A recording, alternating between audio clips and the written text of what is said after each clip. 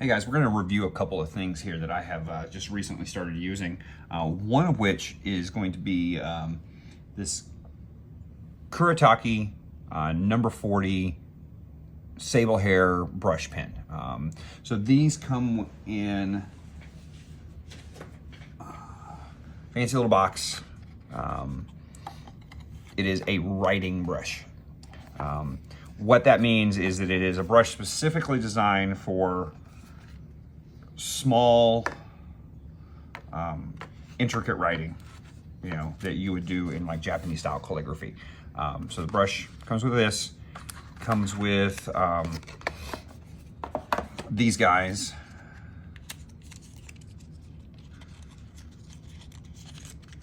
Which is just these little ink cartridges. It has this little like metal ball that's kind of your plunger on that.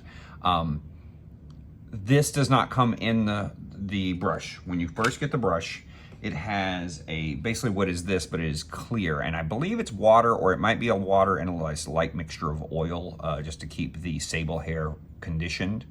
One of the things that I decided, because I don't really like the wastefulness of this, and I have my own ink that I really like to use, so I decided instead of using these, I would buy I forget what they're called, but it's basically a converter, I think is what it is, but it's this little gold thing here. It is in essence a permanent version of this that you can fill with your own ink.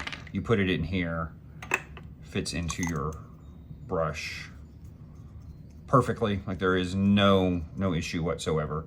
And then when you first get it, you're gonna have to let the ink flow down into it just a little bit.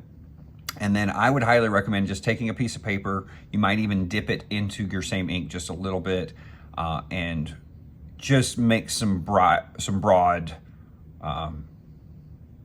inking strokes, maybe even fill in some blacks, things like that, because what's gonna happen is that water that was in there that's already soaked into the brush is gonna have to kind of come out, and then so you can wait for this to get to like a full opacity.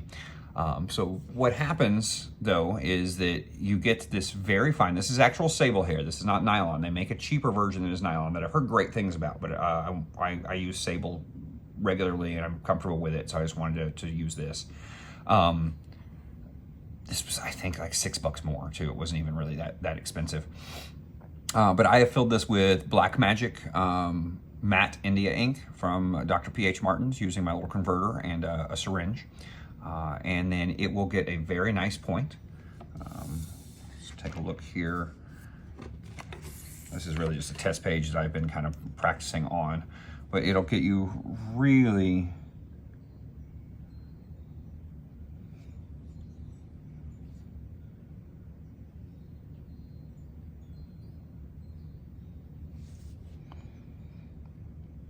I think it gets just outstanding fine lines.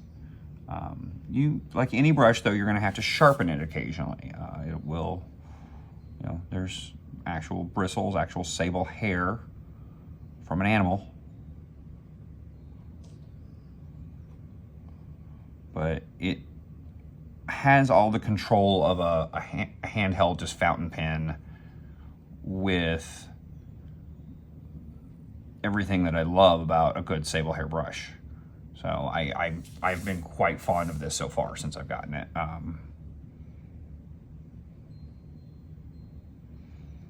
Has just a ton of control, and I can get really good, just fine, straight.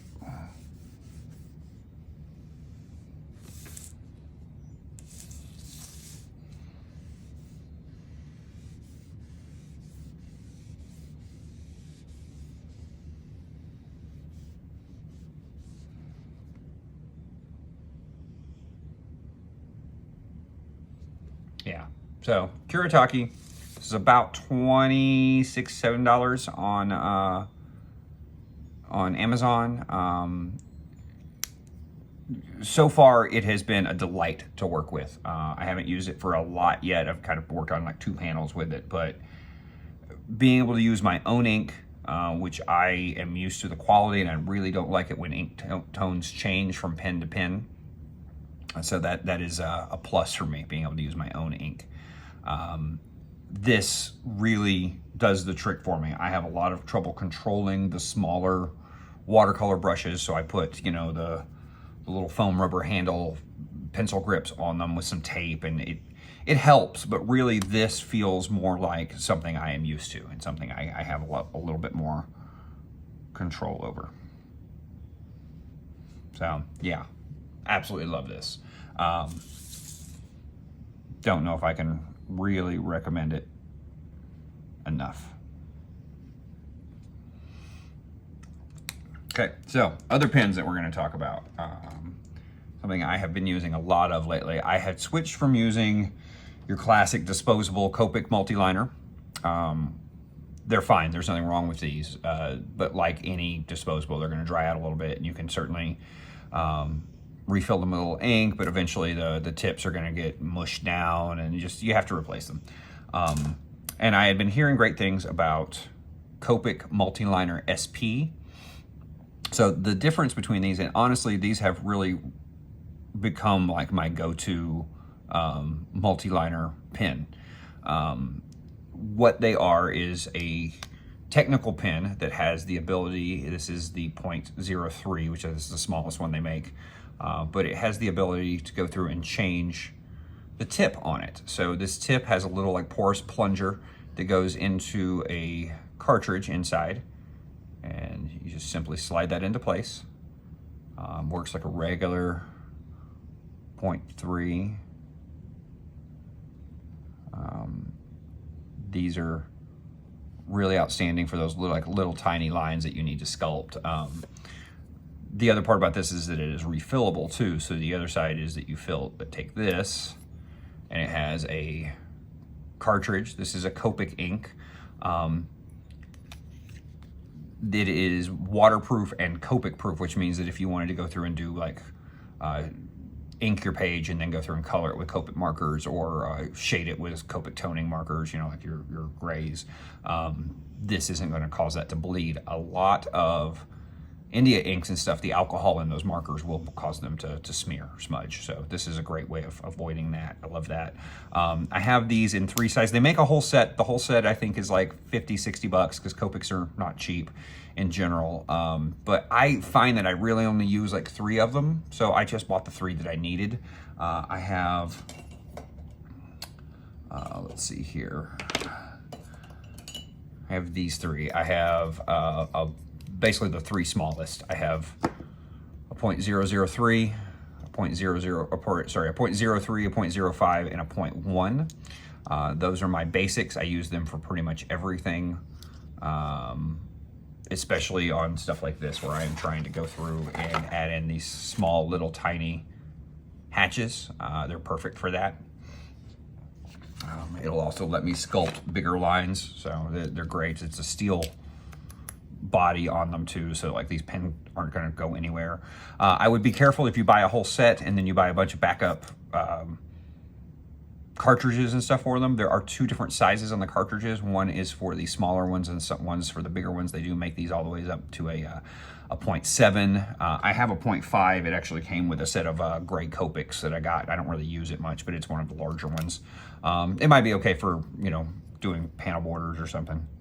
Yeah, probably something like that, but I don't really use that very much. It just came with another set of markers I have. But the larger ones use I think it's a B is the type, and then there's type A for the smaller ones. But nonetheless, when you are buying replacements, make sure you pay attention to that. It'll tell you. But these are outstanding. Highly recommend them. Those are my 2 new toys that I've been getting lately that I've been playing with. Really been kind of no, I wouldn't say a game changer, but they've definitely let me have a little more flexibility in some of the things that I've been doing, and kind of given me a bit more of a process.